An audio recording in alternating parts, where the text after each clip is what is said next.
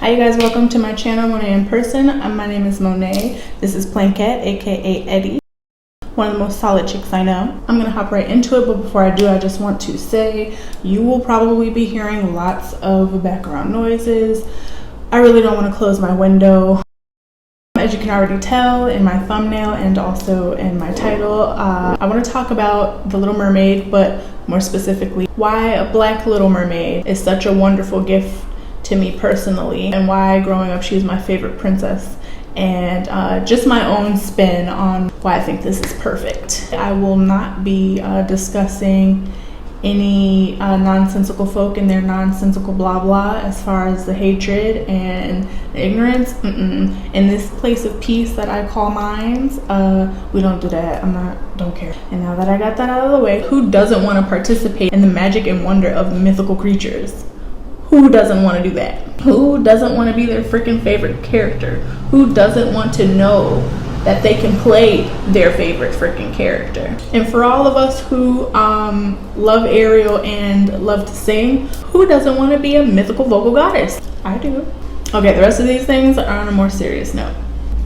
So when I found out that I could hold a tune, I loved to sing. But growing up, I realized when people would find out I could sing and okay, sing something, and I sang, I could clearly see that that wasn't what they had expected. They wanted to hear joyful, joyful Lord, we adore thee. I don't got that. I'm more of after the rain goes, there are rainbows. Over the years, I had noticed that more and more people with soft vocals and airy, soothing vocals are, being pushed to the front and shown some love, and I love it. But back then it was all, gospel or sorry, we're not checking for you.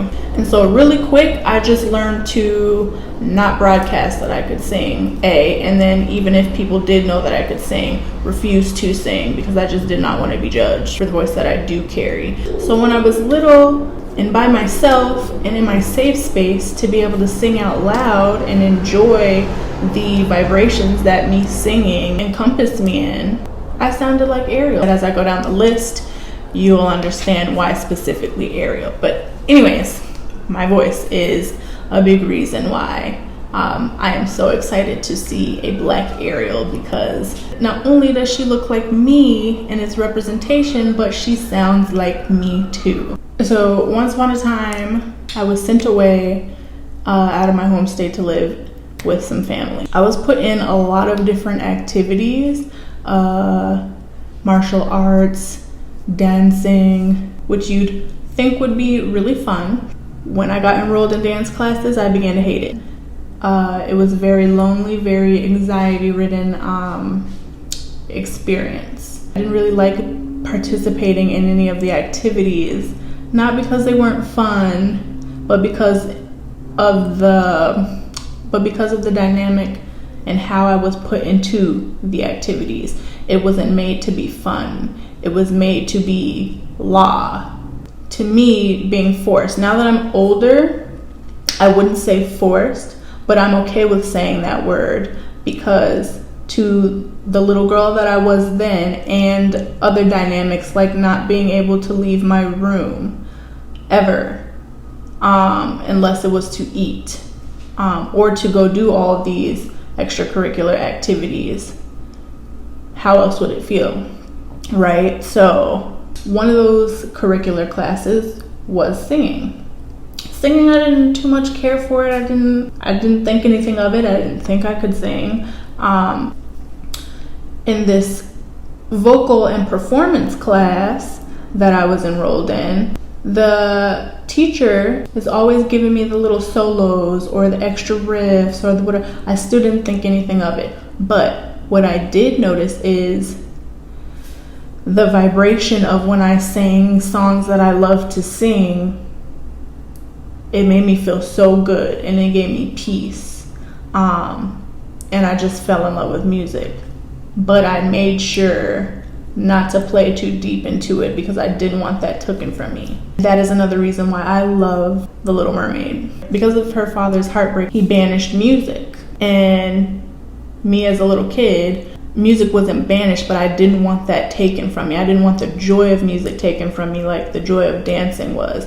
And the only time that I would really display my singing was when I was alone and I could just hum and it would just heal me and keep me company. So that is not only why The Little Mermaid is my favorite Disney princess, but also why I love the fact that she is a black girl this time around. Okay, so hear me out on this one, because I love Princess Tiana, period. However, there is a thin line between people of power giving you something that serves as your representation and giving you something that serves as including you. Again, I loved watching Princess and the Frog, but here's what I think for me personally, this rendition of The Little Mermaid is going to do for me and other black girls that The Princess and the Frog didn't do. Make us feel included. Oh yeah, we were represented. We were represented real good. One parent home, check. Really strong and resilient, check. Struggle love, check. Hold on. Settling, check. Sacrifice, check. Did a good job there. Yeah, Disney did a perfect job of representing what it meant and still means a lot of the times to live life as a black girl and black woman in America with that movie. You did a great job. They did a great job. However, they did not include us. In fact, the inclusion stopped with, okay, she's a Disney princess. And then we didn't even get that to the end. We had to be a frog the whole way there for a dude who was trying to scam us. He was trying to get the princess and wasn't even trying to love the princess. He was just trying to get that money, okay? So yeah, great representation, poor inclusion. But this rendition of The Little Mermaid, this the is inclusion. Thank you, Disney. This rendition of The Little Mermaid is going to do for me, and I think other little black girls, what Princess and the Frog couldn't do, simply because we this time get to experience representation and a happily ever after, an honest one, a genuine one, where we don't have to be a frog the whole time in the movie, where the prince actually likes you, where the prince isn't trying to extort you. We finally get to see ourselves in a Disney rendition where we can experience genuine happily ever after. Okay, here we are at the deepest of my reasons. I am in a safe space. Got my girl Eddie. She on a meditation pillow. And now I'm gonna share just a teeny tiny childhood trauma. Just the stuff you need to know to get my point across. Well, earlier I mentioned to you guys that when I was little, I got sent away from my home state to live with some family elsewhere. And it was pretty much on my top 3 of greatest hurts. It definitely shaped who I am as someone who struggles with depression, anxiety, abandonment wounds. Originally, it was me, my siblings, and my mom. Next thing you know, it was just me, my sibling. And as soon as it was just that, I didn't really get to see, I won't say the light of day, but that's about all I got to see. The light of day and some homework. That's it. Me and my siblings that year were homeschooled there. And me at that time, at that age, school was very difficult for me. I believe it was 4th grade. Math was really hard. Science was confusing. Just about the only thing that wasn't hard was English and reading, which is why to this day, reading is one of the loves of my life. The rule was that if you didn't finish your schoolwork, you didn't come out of that room unless it was to go to the bathroom or eat. dead ass, I never left that room. 9.5 times out of 10, I wasn't smart enough to leave that room. And I was scared of the adult in charge, so I never wanted to ask for help. Nor did said adult ever poke in and ask if I needed any help. So I would just sit with my work every day. Never got to leave that room. Unless it was to do those curricular activities I was telling you about, eat, or go to the bathroom. It got to the point where I would just cry because I would see my sibling and I would hear other kids outside playing.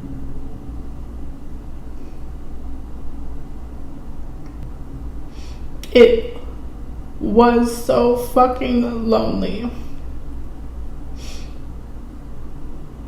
And my siblings would watch me cry and see me never come out of the room.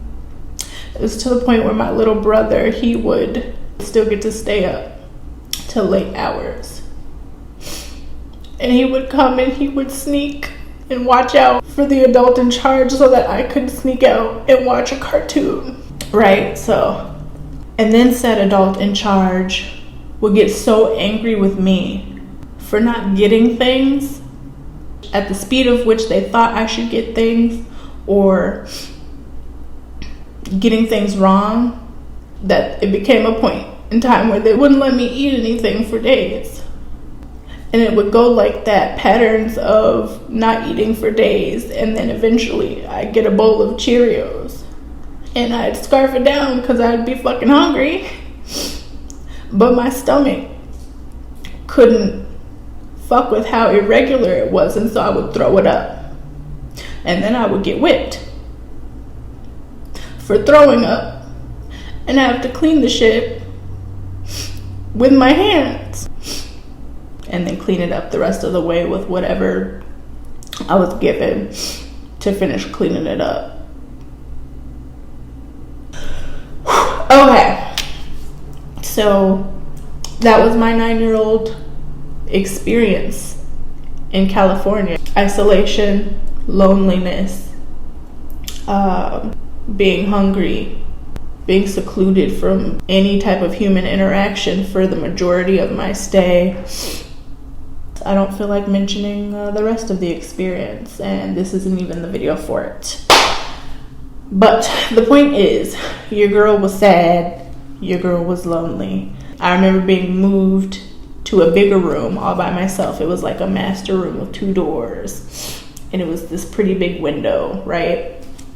And that was all I had to look out of. I think at the time I was reading The Lion, the Witch, and the Wardrobe. And when I wasn't reading, I was singing and window gazing, and I would sing Part of Your World. Kind of, just soothe myself into a calm, disassociated state to where I could feel, not okay, but to where I could feel not like I'm dying really, really slowly at 9 years old. So yeah, I would sing The Little Mermaid, Part of Your World, as I would window gaze through that window. And to me back then, it just meant I wanted to go home. I wanted to be away from here. Like, why am I here, please? Or just let me play. Like, just let me step out into the neighborhood and see the kids. I can hear them. They're out there playing. They're out there doing what kids do.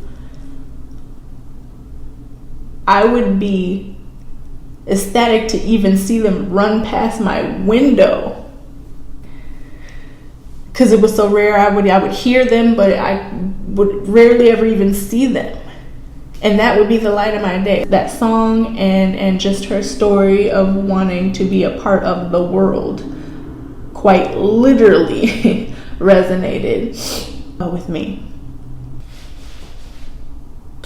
She would sneak off into her safe space where she could freely and without judgment and with nothing but joy be able to participate in the activities